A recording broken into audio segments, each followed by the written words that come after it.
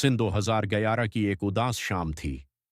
लाहौर के एक अच्छे और पढ़े लिखे घराने में पली बड़ी एक लड़की की शादी जल्दबाजी में एक ऐसे घर में कर दी गई जहां पहुंचते ही उसे महसूस हुआ जैसे उसकी पूरी जिंदगी किसी अंधेरे कन्वे में धकेल दी गई हो।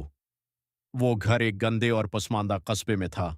ठोटी हुई गलियां, हर तरफ कचरे और गोबर के ढेर, सहन में बंधी गायें और भैंसें, बदबू से भरी हुआ और अजीब सी घटन।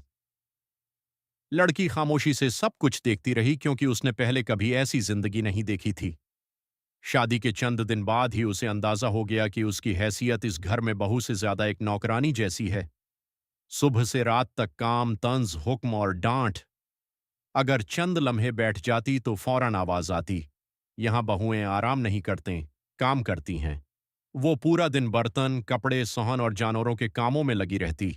मगर असल तकलीफ गंदगी नहीं बल्कि लोगों का रवैया था, जो हर रोज उसकी रूह को जख्मी करता जा रहा था। आहिस्ता आहिस्ता उससे उसका फोन भी ले लिया गया। सास कहती, अब यही तुम्हारा घर है, हर वक्त माँ बाप से बातें करने की जरूरत नहीं। वो दिल में बहुत कुछ कहना चाहती थी मगर हर बार खामोश रह जाती। कई मरतबा सोचती कि अबू और अम्मी को सब सच बता दे, मगर फोन मिलते ही उसकी आवाज गम हो जाती।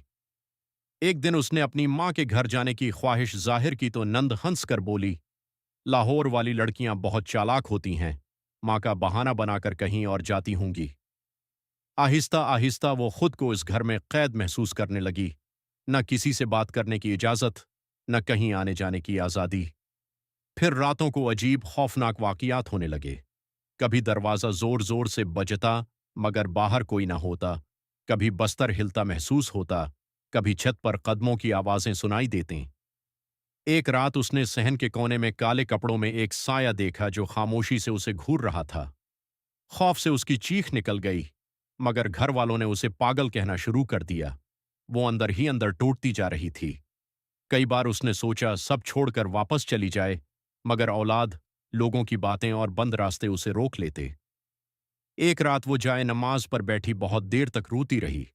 उसकी आंखों से आंसू बहते रहे और कांपती हुई आवाज में उसने कहा, या अल्लाह, अगर मैं मजलूम हूं तो मुझे रास्ता दिखा दे,